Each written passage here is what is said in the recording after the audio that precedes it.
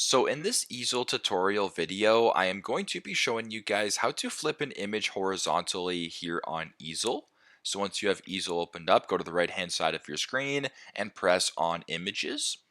Then go to my images and either add your own image, this design, my design, whatever it is. I'm just going to go ahead and press stock images for this demonstration. And if I wanted to flip it vertically, how about I use this image right here of this person or this young child, I guess posing for a photo. So if you wanted to flip this image, what you can do is just press the image right here, go to the top left, press flip horizontally, just like that, and it flips them. So as you can tell, the child is looking one way, you can flip them, look the other way, whatever the case may be. If you wanted to make maybe like a mirror image of each other, you can copy and paste this, get an exact duplicate, line it up, do the exact same thing, so it looks like that the child is sort of posing as if he's in like a mirror or whatever the case may be. But it's fairly straightforward. That is how you guys can flip an image horizontally here on easel. Thanks again for watching, and I hope this video helps.